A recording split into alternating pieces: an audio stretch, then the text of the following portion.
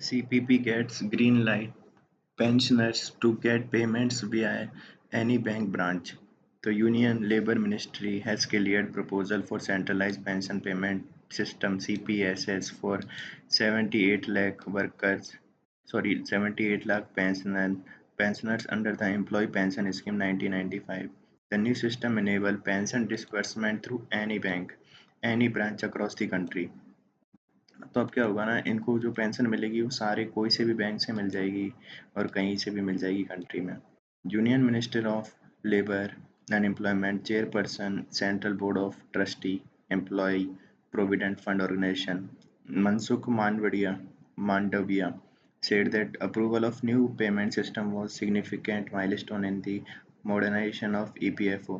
CPSS would ensure disbursement of pension through India without any need for transfer of pension payment order from one office to another, even when the pensioner move from one location to another or change the bank branch. तो कह रहा है कोई दिक्कत नहीं होगी, चाहे एक बैंक से दूसरी बैंक में चेंज कर लो अपनी ब्रांच को या फिर एक लोकेशन से दूसरी लोकेशन चल चल जाओ। तो ग्रेट रिलीफ है ये। This will be great relief to pensioner who move their hometown after the retirement, Labour Ministry said. The facility will be launched as a part of EPFO's ongoing IT modernization project, centralized IT enabled system। तो ये क्या है, centralised IT enable system, किसके लिए, EPFO का programme है। By enabling pensioner to receive pension from any bank any branch anywhere in the country, this initiative addresses the long standing challenges faced by the pensioners. तो ये सब उसने बोला है, तो ये बहुत अच्छा इनिशिएटिव है।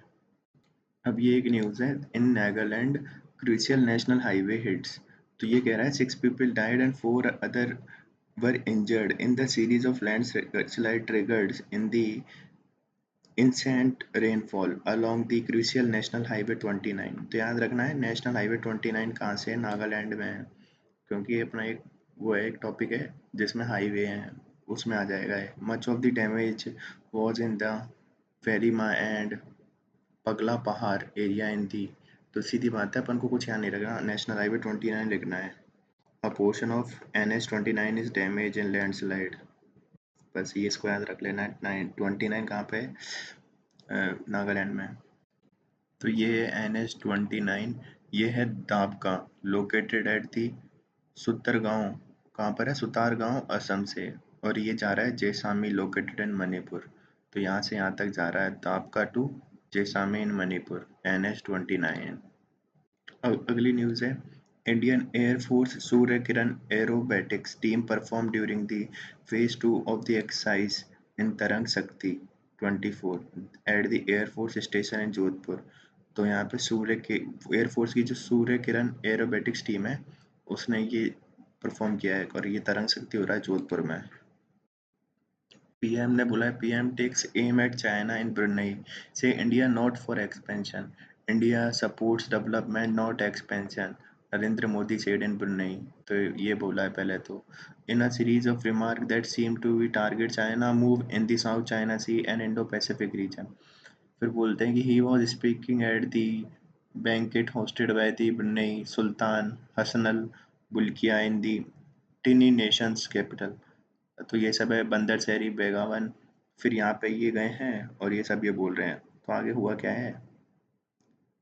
तो मोदी's comment followed bilateral talk between the India and Brunei and signing the renewed cooperation agreement on space cooperation. तो ये अपन ने साइन किया है किसके साथ, स्पेस कॉपरेशन के ऊपर हमने साइन किया है ब्रुनेई के साथ। फिर continuing to host in the Indian space research organisation's telemetry tracking and command station. तो इनमें ये दोनों मिलके काम करेंगे, telemetry tracking and command station. The two countries discuss the way to strengthen the defence cooperation and possibility of long-term cooperation in LNG supplies, given that India has dropped its demand for oil from Brunei in favor of Russian oil import in recent year। तो इसका जो India ने drop कर दिया इसकी demand oil से, क्योंकि उसको अब रशिया से मिल रहा है, पर इसको एलएनजी की सप्लाई जरूर करेगा इंडिया। फिर Brunei is an important partner in India's act east policy and Indo Pacific vision. तो ये इंडो पैसिफिक विजन भी है एक, इसमें भी ये इनका बहुत अच्छा वो है, मतलब इम्पोर्टेंट पार्टनर। तो latest ILO study links AI to dip in labour income. तो आईएलओ है, इंटरनेशनल लेबर ऑर्गेनाइजेशन, इसने बोला है। तो inequality on the rise as the share of labour income has been stagnated worldwide and large share of youth remain out of the employment education और training according to ILO। ठीक है, फिर world employment and social outlook, इसमें इसने ये बात करी है, इसकी जो रिपोर्ट आती है उसमें। फिर a major reason for this fall in labor income is artificial AI। तो इन्होंने कहा है कि जो मेजर रीजन है वो आर्टिफिशियल इंटेलिजेंस है इनकी इनकम कम होने में। था ILO analyse the impact of technological innovation in the last 2 decades across 36 countries and said that while these innovations have led the persistent jump in the labor productivity and output, they can also reduce the labor income। तो कह रहा है कि इसने मतलब उनकी productivity बढ़ाई है और उन्होंने उनका मतलब आउटपुट को बढ़ा दिया है, पर कैसे इनकम भी कम हो गई है लेबरों की। फिर साउंडिंग वार्निंग। तो sounding a warning this consistent with automation based on technological innovation driving the aggregate effect। The ILO said the warning that the absence of stronger policy response across the relevant domain could push the labor income further down। तो कह रहे हैं कि अगर कोई policy नहीं है तो है ना, इनकी और इनकम कम हो सकती है। To mitigate the potential adverse impact on the equality and benefits of the technological process should be widely distributed, the report said। फिर कह रहा है the report also indicate slow progress on the key of sustainable development goal as their 2030 deadline approaches। तो ये भी कह रहा है कि अपन बहुत स्लो प्रोग्रेस कर रहे हैं SDG पे। The study also revealed that the global labor income share which represent the portion of total income earned by the worker fell by 0.6 percentage point from 2019 to 2022। तो ये सब भी है पर इतना डीपली नहीं आएगा, ठीक है। फिर it said that covid pandemic was a key driver of this decline with nearly 40% of reduction in labor income share occurring in the pandemic। तो ये सब भी ठीक है पर मेन तो यही है। अपन इसको रिपोर्ट को लिख देंगे भाई, AI से क्या खतरे हैं, तो उसमें कि भाई ये जॉब को कम करेगा और उनकी इनकम को कम करेगा। और फिर अपन रिपोर्ट लिख देंगे जैसे ILO की world employment and social outlook के अनुसार। एक न्यूज़ है ये, Rajasthan government okays 33 Kota for women in state police forces. तो Bharatiya Janata party government in Rajasthan on Wednesday approved 33% reservation for women in the police forces by deciding to amend the state police subordinate service rule। The state cabinet took decision at its meeting held here, fulfilling the promise made by BJP in its manifesto for the 2023 assembly election to increase representation of women। Where a more sensitivity, the Chief Minister Bhajanlal Sharma presided over the cabinet meeting. Deputy CM Premchand Berwa, Parliamentary Affairs Minister Jogaram Patel said after the meeting that police would be able to work with more sensitivity in the matters related to women, while decision would also provide more employment opportunities to women। तो ये सब है और बस यही है कि उनको 33 वो दे दिया। तो बस यही है। तो ये what do we know about ANIIDCO. तो Andaman Nicobar island integrated development corporation ANIIDCO is a project proponent for NITI Aayog promoted 72,000 crore mega infrastructure project in Great Nicobar and the southernmost island in the Andaman Nicobar archipelago। Its main activity, according to its website, include trading of petroleum product, Indian-made foreign liquor, milk, managing tourism resort and infrastructure development, tourism and fisheries। तो ये काम करता है। When the Andaman Nicobar administration appointed NDCO as a project proponent in July 2020, NDCO neither had an environment policy nor an environment cell। It did not even have human resource needed to oversee, let alone implement, monitor the project it was tasked to implement। तो सीधी बात है, ये कह रहे हैं कि इनके पास तो कुछ ही नहीं है, ना इनकी कोई एनवायरनमेंट पॉलिसी है, ना इनके पास कोई एनवायरनमेंट की सेल है, मतलब तो ये मतलब कि मेनली तो ये बहुत एनवायरनमेंट के हिसाब से सेंसिटिव जोन है ना, अंडमान निकोबार। तो फिर इनको प्रोजेक्ट क्यों दिया है, उस चीज़ पे ये दिक्कत है। और इस पे क्वेश्चन भी आ चुका था कि सेंटिनल जनजाति अभी न्यूज़ में, तो कहाँ से रिलेटेड है वो, तो अंडमान निकोबार से रिलेटेड थी वो। सेंटिनल नहीं, सैम्पेन, सॉरी सैम्पॉन जनजाति। Why Himachal Pradesh raised the marriageable age for women? So on August 27, the Himachal Pradesh Assembly passed a bill raising the minimum marriageable age for women 18 to 21. Section 2A of the 2006 Act defined child as someone who is male has not completed 21 year of age and if female has not completed 18 year of age. The bill removed this distinction, redefining the child as the male and female who has not completed 21 year of age. तो अब इन्होंने जो 18 थी उसको 21 कर दिया. Author and activist Madhu Mehra previously told The Hindu that raising the minimum marriage age for women 21 could upend young life in wave of criminal prosecution. तो सीधी बात है, अपन को तो याद रखना है अभी रिसेंटली कौन से स्टेट ने इसकी एज बढ़ाई है, तो हिमाचल प्रदेश ने। पर ये न्यूज़ अच्छी है, इसको पढ़ना ही पड़ेगा। तो ये तो अपन ने देख लिया, ठीक है। फिर ये पास्ट कर दिया, इसको भी देख लेते हैं। ये भी देख लिया, ठीक है। तो what is the key provision currently section 2A of 2006 act define child as संबंध, तो ये तो अपन ने देखा था। फिर the bill remove the distinction और restriction, remove this distinction, redefining a child as a male and female who has not completed 21 year, ठीक है। तो ये तो अपन ने देखा। they will also extend the time period for filling a petition to annual marriage under the section 3 of the 2006 act. An individual who was minor at the time of marriage can be file an annulment within 2 years of attaining maturity before turning 20 for women and 23 for men. The bill extend this period for 5 years, allowing both men and women to file petition before they turn 23 in accordance with the new minimum marriageable age of 21. The new provision also been introduced to ensure the bill's provision take precedence over all other existing laws, ठीक है। तो ये सब याद कर रहा है। फिर इसमें क्या प्रेसिडेंट का एसेंट जरूरी है?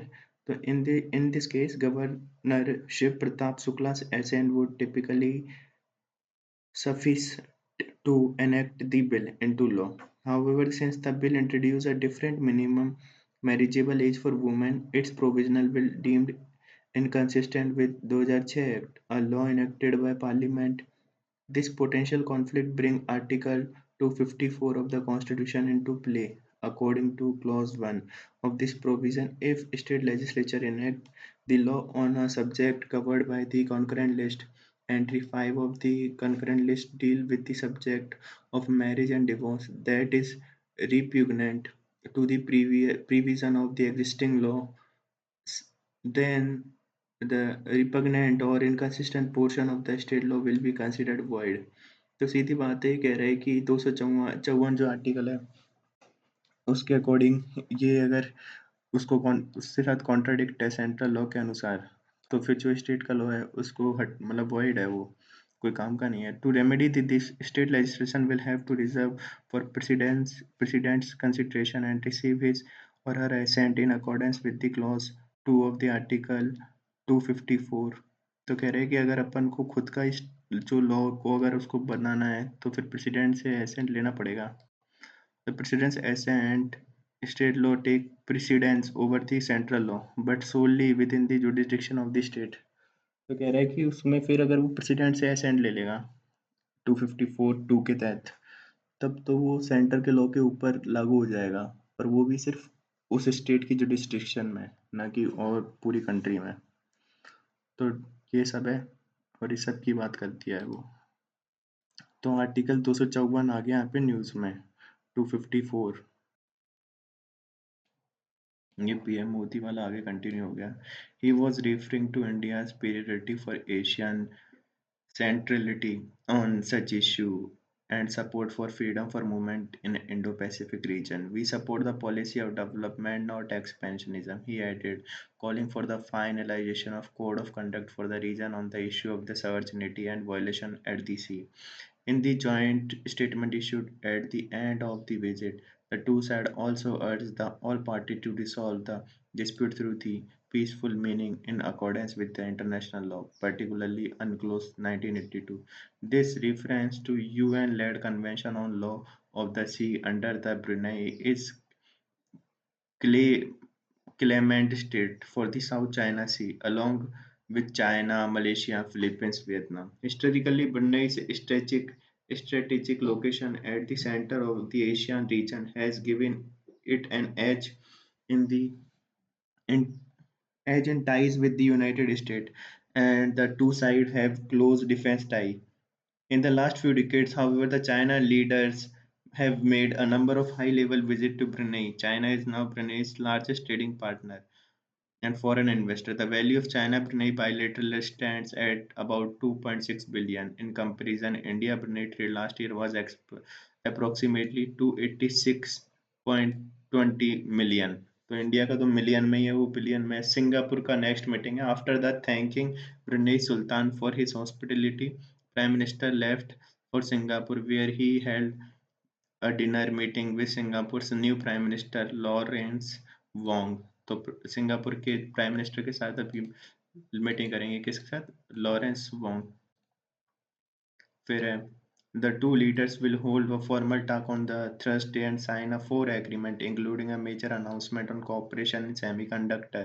Singapore contribute 10% share in global semiconductor market. तो सिंगापुर के साथ अपन सेमीकंडक्टर का वो करेंगे. एक न्यूज़ है ये, environmentalists bring out the green manifesto to spotlight ecological issue in Haryana. In the first of its kind initiative, environmentalist, ecologist and civil society members across the Haryana have released a green manifesto raising the various pressing issues such as air pollution, water management, depleting groundwater level and the need of protect the Aravallis. They sought the inclusion of their demand into manifestos of various parties for the assembly election.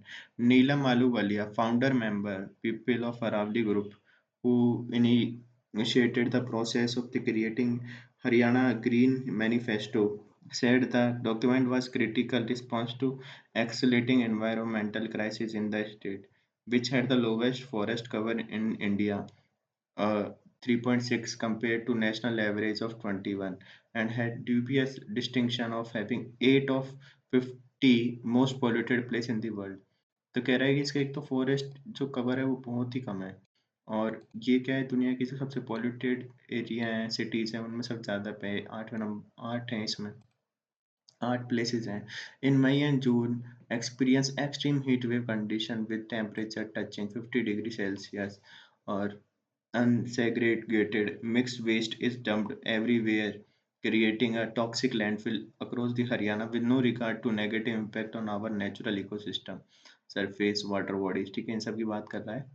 तो to protect essential ecosystem service provided by the Aravallis and the Shivaliks, the main demand in the manifesto is to legally designate the Aravallis critically ecological zone. तो अरावली को critical ecological zone बनाने पे जोर दे रहे हैं. कौन? हरियाणा वाले. फिर news centre to clear FAME 3 scheme in 1-2 month. Center is expected to finalize the third phase of flagship electric mobility adaptation scheme FAME in 1-2 month.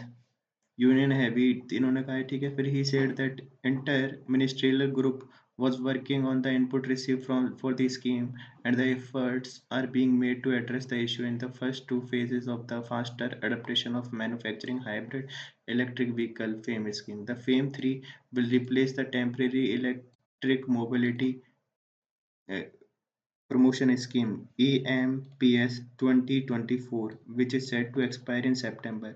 तो फेम 3 है वो रिप्लेस कर देगी किसको? EMPS को. और फिर इसके बाद है steel imports.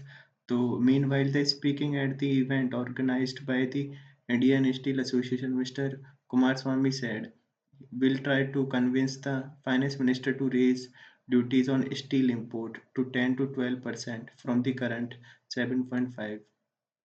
Film Minister expressed concern on the manner in which the China was dumping steel into India and said several players from the steel industry visited him in the last 2 months and discussed the problems they facing in growth of the steel industry. तो ठीक है, उस सब की बात कर रहा है, पर ये याद रखना है फेम 3 आएगी अभी। अब आएगी जब देखेंगे क्या है फेम 3 में। अगली न्यूज़ है Xi hosts African leader at the grand summit in the Beijing. The Chinese President Xi Jinping hosted more than 2 dozen African leaders at the banquet in Beijing on Wednesday, kicking off the city's biggest summit in a year, with promise of the cooperation in infrastructure, energy, and education. China, the world's number two economy, is Africa's largest trading partner and has sought to tap the continent's vast trove of natural resources, including the copper, gold, lithium, rare earth metal. It has also furnished African countries with billions of loans. 25 African leaders have arrived in Beijing or confirmed attendance at China's this week China Africa Forum. ठीक है, फिर tie with Nigeria. Mr. Xi called during the meeting on Tuesday with President Bola Tinubu of Nigeria, one of the China's biggest borrower on the continent.